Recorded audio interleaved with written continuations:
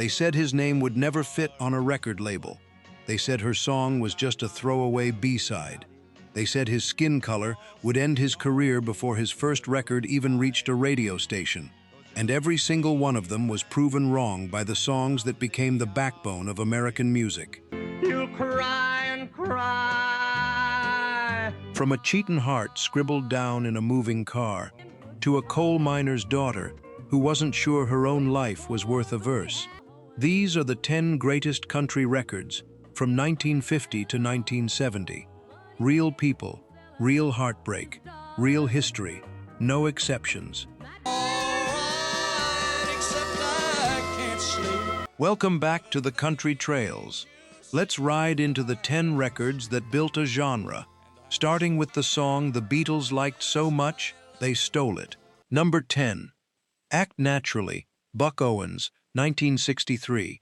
They're gonna put me in the movies. A struggling songwriter named Johnny Russell dreamed up this song in the back of a station wagon in 1961, after joking to a girl that he was about to be a movie star. For 2 years, nobody wanted it. Not one artist in Nashville or California would touch it. Then it landed on the desk of Buck Owens, a rising Bakersfield band leader who, by his own account, didn't even like the song at first listen. It was his guitarist, Don Rich, who kept humming it over and over until Owens gave in and cut it anyway. Yeah, I'll play the part, but I won't. Act Naturally hit number 1 in the summer of 1963, Owens' very first chart topper.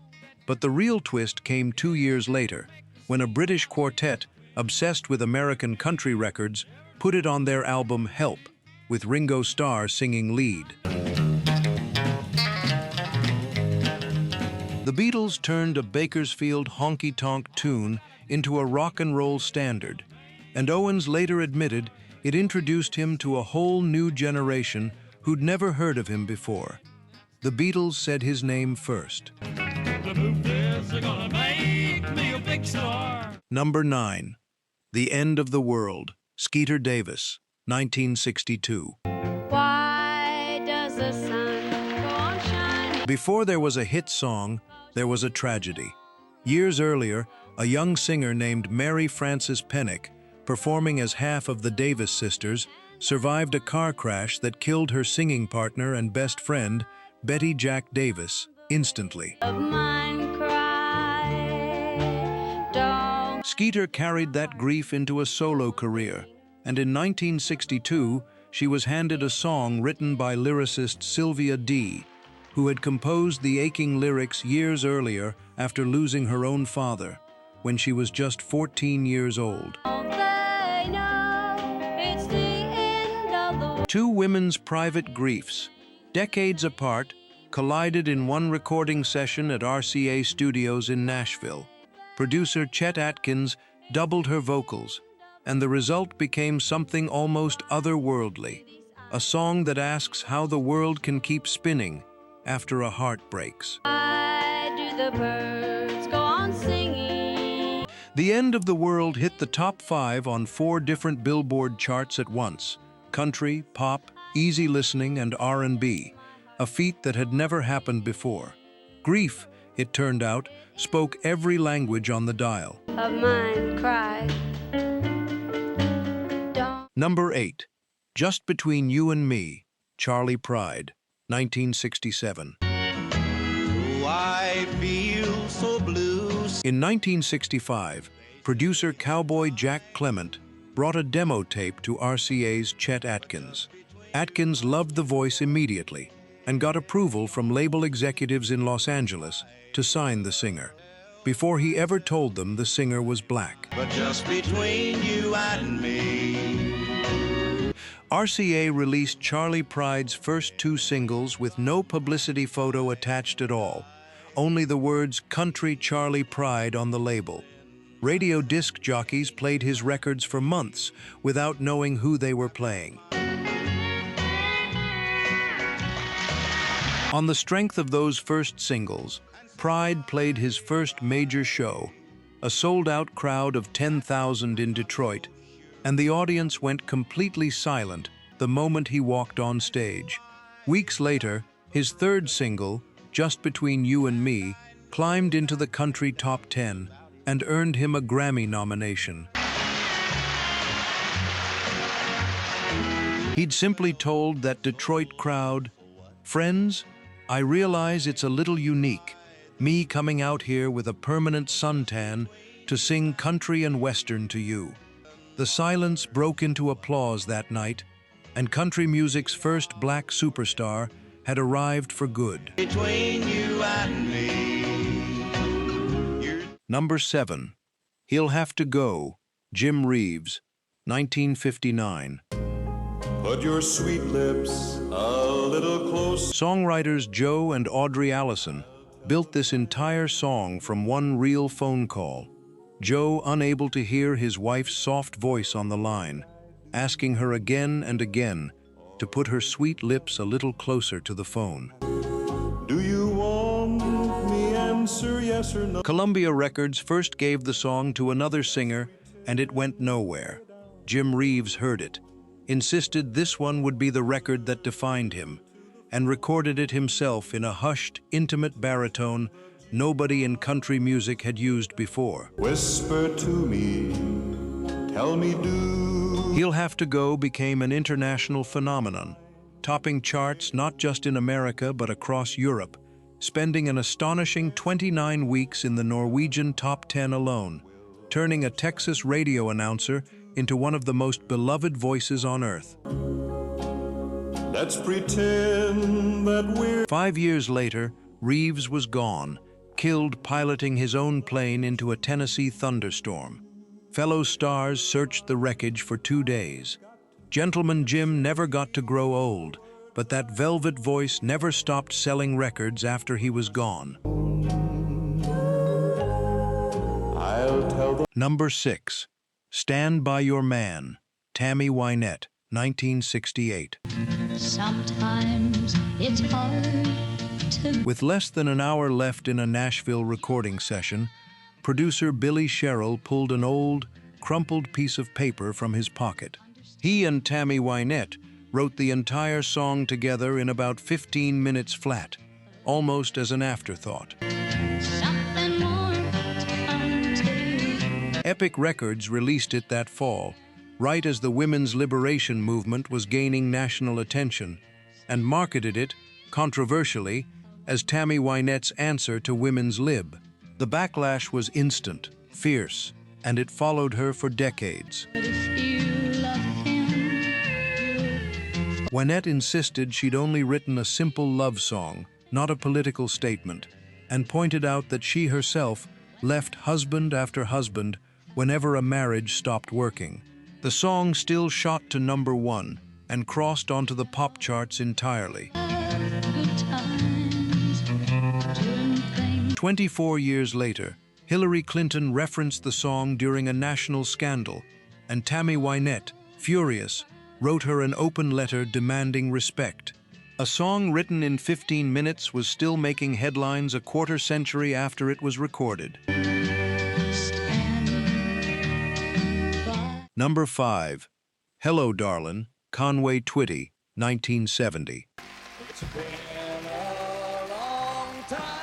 Back in 1960, Conway Twitty was still a rock and roll heartthrob, riding the success of It's Only Make Believe.